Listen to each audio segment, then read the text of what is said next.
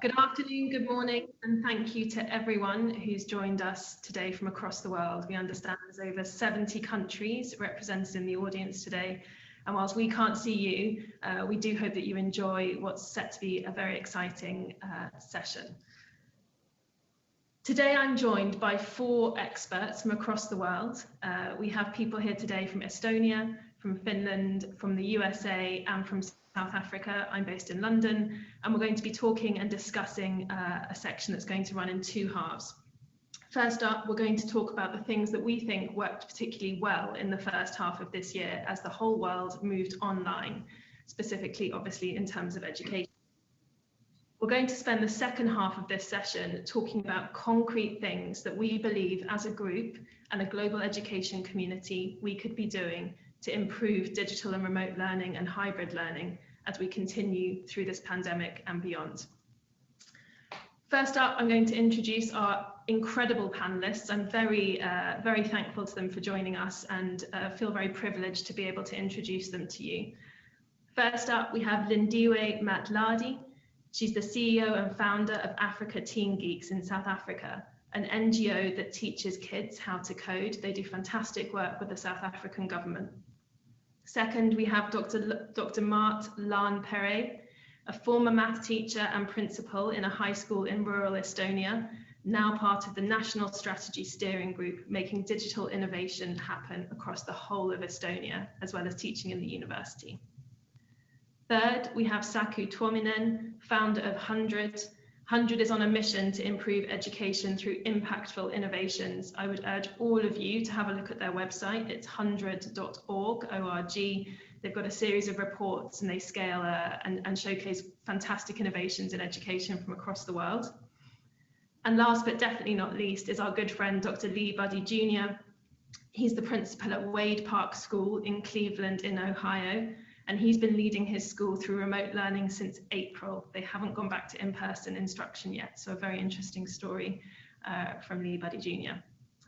Okay, first up, we're going to go straight, if it's okay, to Buddy. Buddy, can you talk us through what you guys experienced this year and specifically any of the things that you want to celebrate that did work particularly well in your remote setting?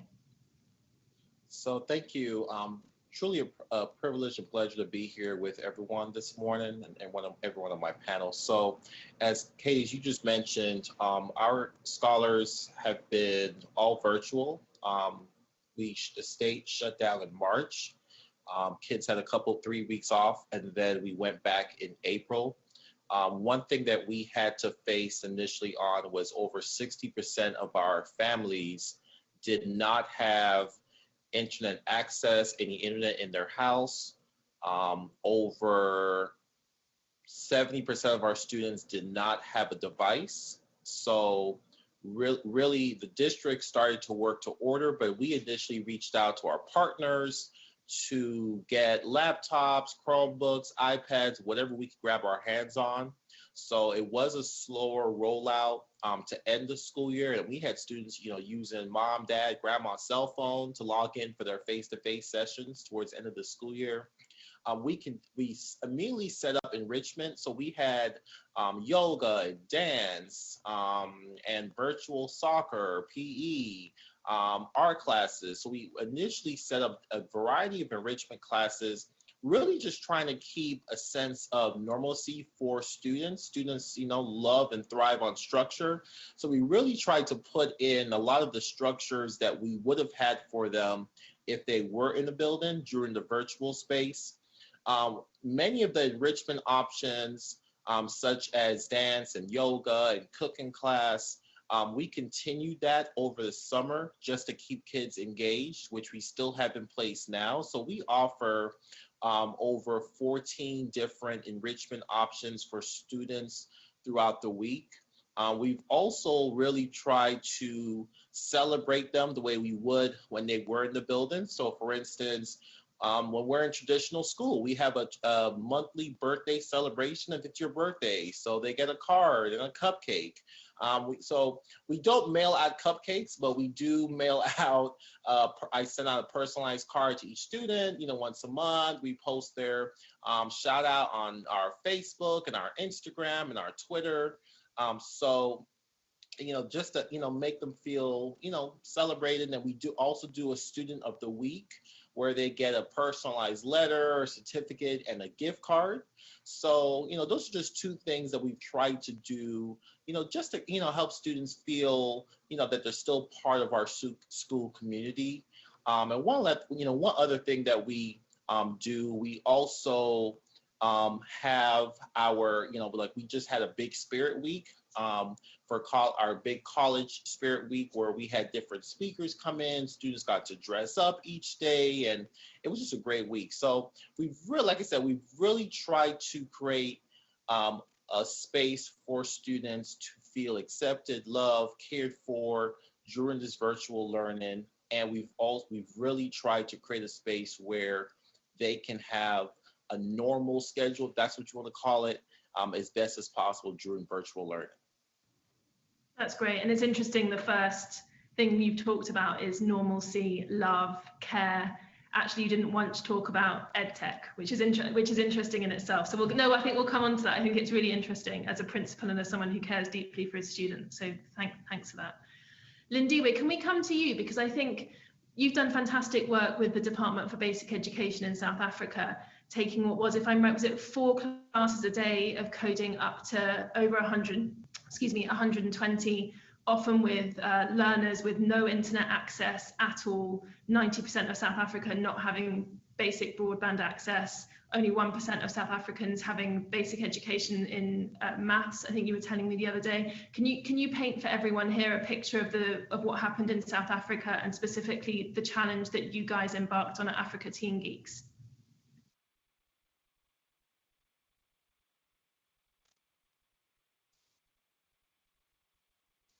Sorry, I was on mute. We've been working with the Department of Basic Education, for the past 5 years now. So when the lockdown happened, initially, as I mentioned, we used to only teach coding and robotics to kids from disadvantaged communities. And we had a partnership with universities that enabled us then to get the children from poor homes to come to the classes. So when the lockdown happened, initially we thought it wasn't going to be a long lockdown, just like with everybody else. We thought it's going to just happen now, we can do a few classes. So we started by focusing with we're teaching STEM subject, because we are in a STEM promoting NGO, to our matriculants to help them, because we've got one of the worst performance globally when it comes to STEM. So we thought we can help our students to do better when those who will be graduating high school this year. And we started with just 4 classes, which is just STEM for our grade 12. And then soon we realized this was going to go on. The following week, we included the entire high school. Then we realized, okay, this is still going on for longer. Then we ended up introducing primary school as well. So what started as 4 classes, we ended up running around 110 sessions a day with qualified teachers. But the problem that we had was a lot of our teachers, just like the learners, didn't have access to internet, and they didn't have devices as well. So, and we wanted to actually open it up so that we don't just have teachers that are teaching in sort of well-resourced school. We wanted to make sure that the teachers we have came from all over South Africa, including rural schools, and to make sure that we can also promote and encourage them to be able to teach online. And because we didn't have a lot of time, our training session with how to use Zoom, it was literally about 2 hours of training, and the teachers had to start the following day. There was one teacher specifically who is based in one of our provinces in Limpopo, who lived in a rural area. So he didn't have a computer, he didn't have proper internet, and the only place where he could find internet was in his yard outside a tree. So we had to help him to develop the slides, from his phone and get our team to help him. But what was exciting about it was he actually became one of our most popular teachers. His session was the most attended, with around, because he was teaching grade 4, which is K4 in the US. So he ended up having about 1,000 learners daily. which was really amazing, given that we had very, as you mentioned, that broadband is also the most expensive in South Africa, and data as well. So it's still very much expensive. So we had to also find ways of working, reaching out to our mobile providers to say, can they zero rate our website so that we can be able to actually post the classes on our site. And we've seen such a great response on our website, but also on our YouTube channel, where we ended up having over just under 500,000 views of learners and 30 hours of views of our content, which is amazing given the challenges we have as a country. But I think for me, what was amazing was how willing the teachers were, willing to just come and try to be innovative to make sure that they can keep learning going. And I feel like we're not thanking them enough. I mean, we talk about our essential workers, which is great. They've done a great job, but a lot of teachers went and just did so much work, even during their spare time, to make sure that the learners also continues to learn. I think that's right, and the story of educators that we hear from across the globe and how resilient they've had to be, I think is inspirational for all of us. My hope from this is that there's a new level of respect for educators globally that maybe we can carry forward as a global community. So one of my many wishes from 2020, but we'll come to that.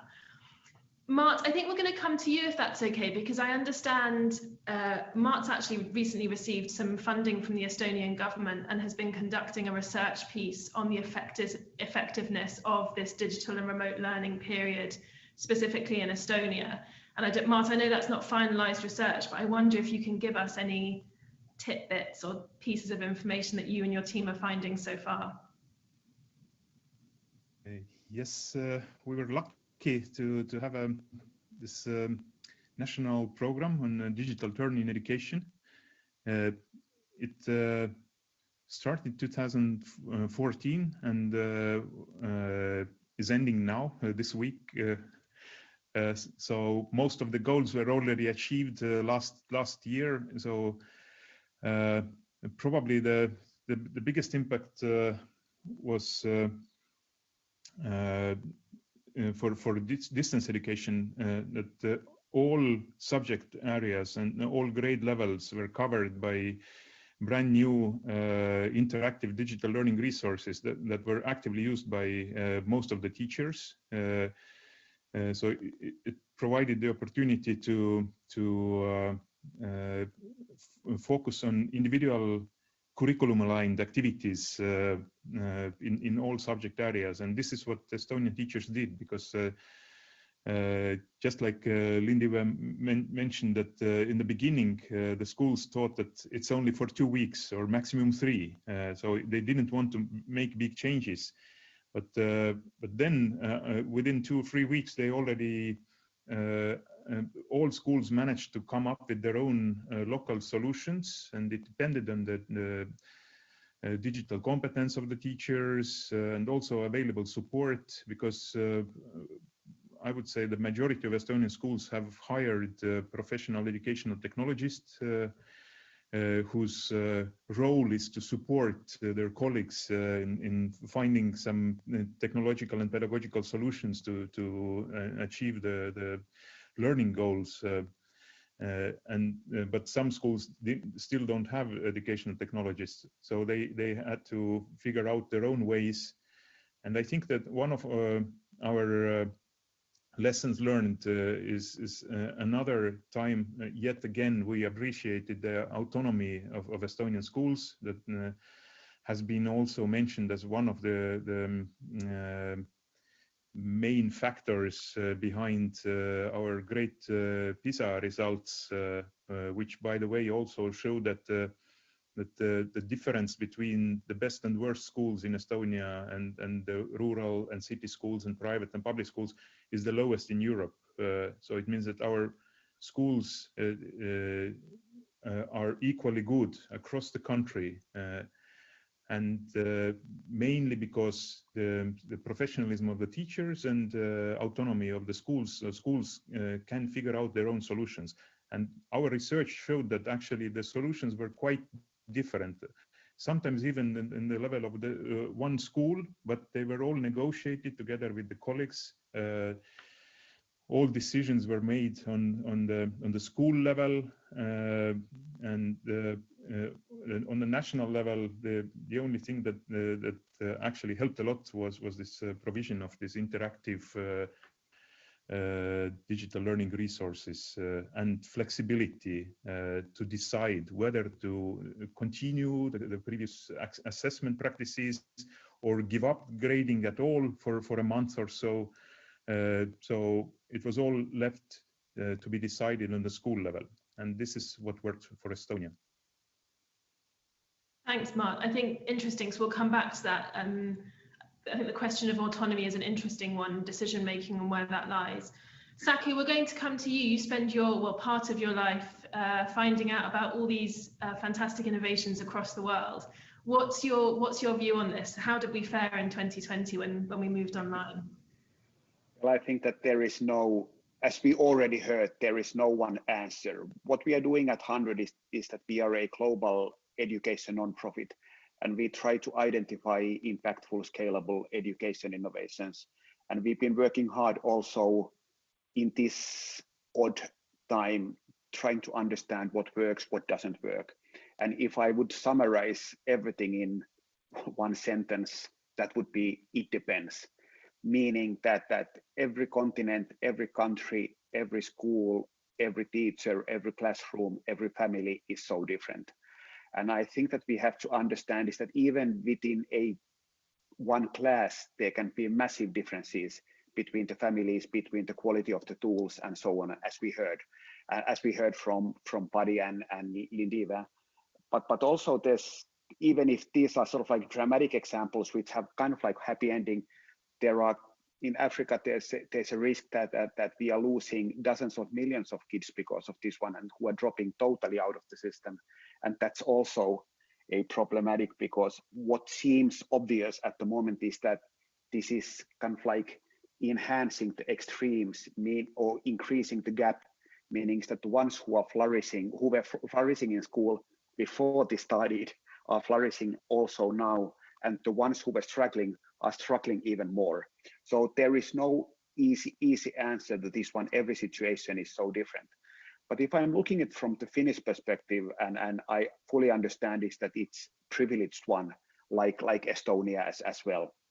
I said there's a couple of things which seem to be working. First is that this is odd times which can be strange for many kids. So I think that you need to have some kind of structure, some kind of consistency in order to keep the kids safe.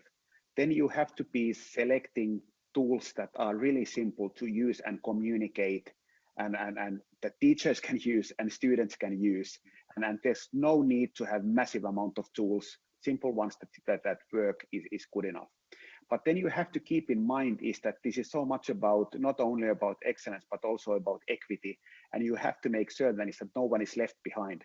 And this is really complicated. It's complicated in Finland, not to think of countries or cities which are more unfortunate. So you have to be putting a lot of emphasis on this one. But then I'd say one of the key learnings in Finland and for us at 100 is that we've been praising for years that one of the key purposes of education is to help kids flourish in life, no matter what happens. Kind of like praising uncertainty, preparing kids for uncertainty.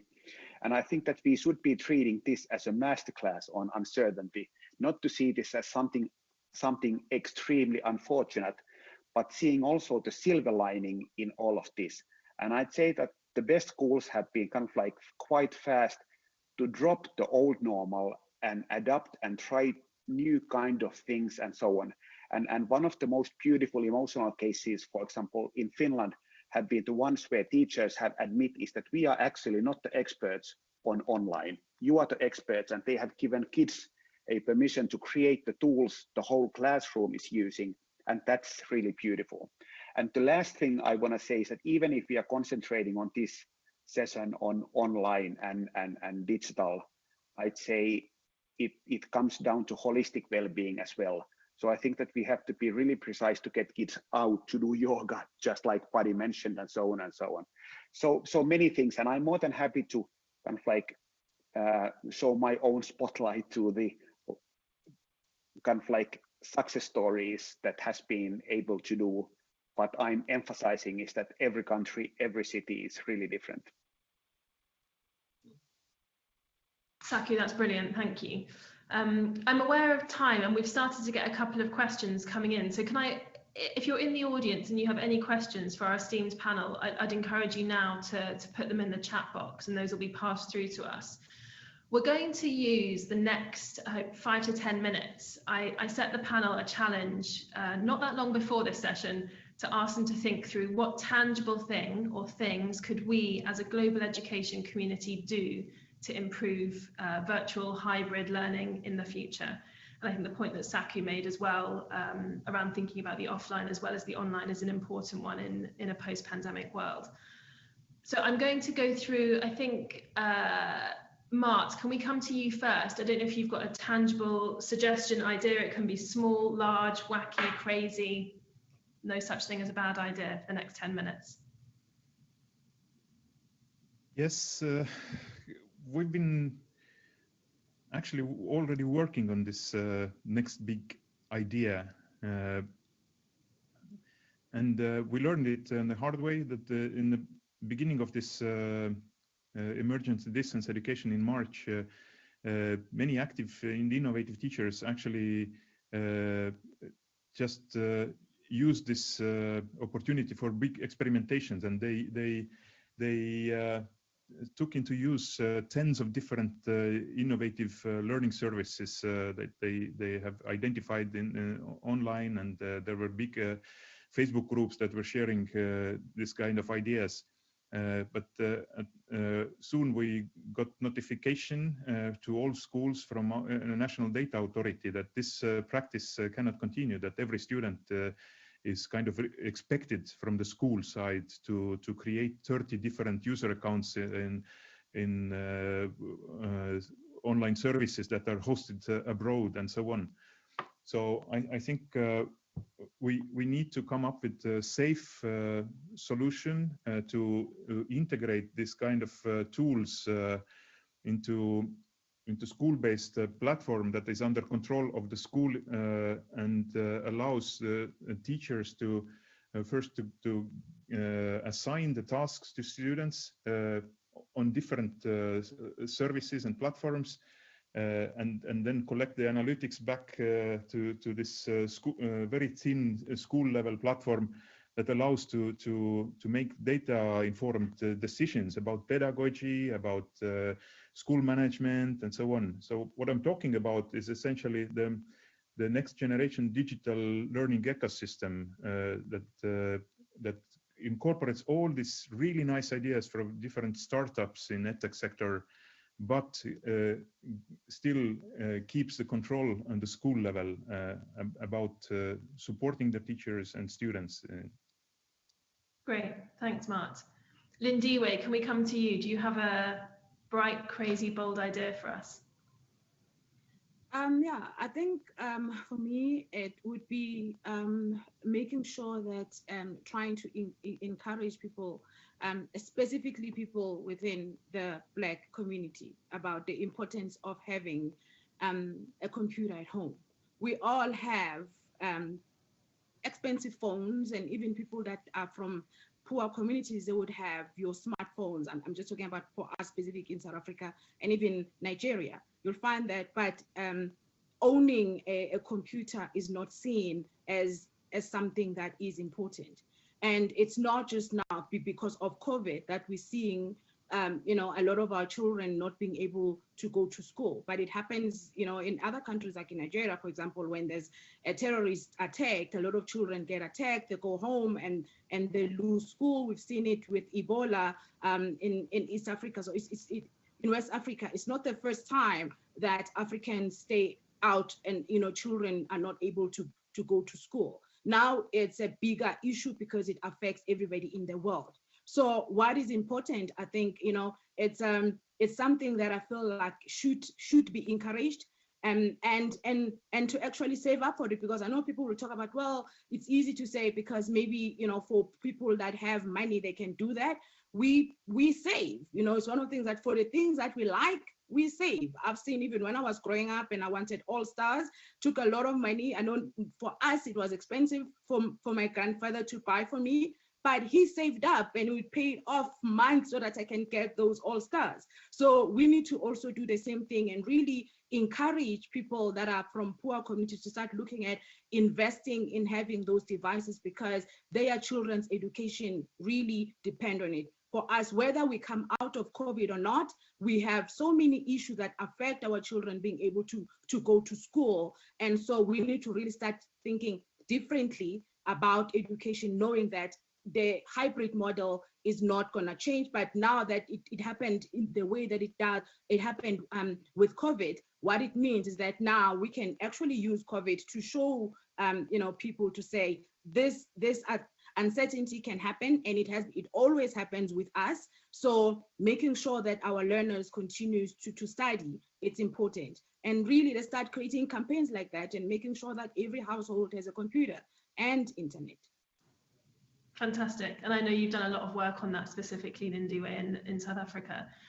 Buddy, can we come to you? I know your local department issued one-to-one devices, which has helped a huge amount. But what one thing would you change or suggestion do you have?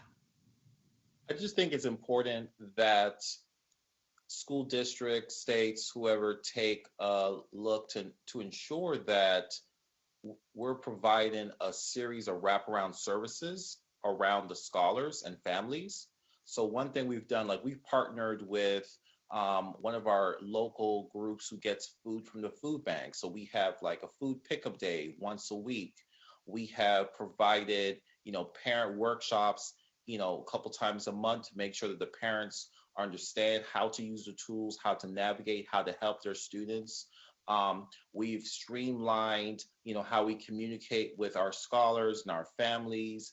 And then, we've also, outside of the academics, we've provided a menu of choice enrichment options where scholars are able to choose different enrichment classes that they would like to take.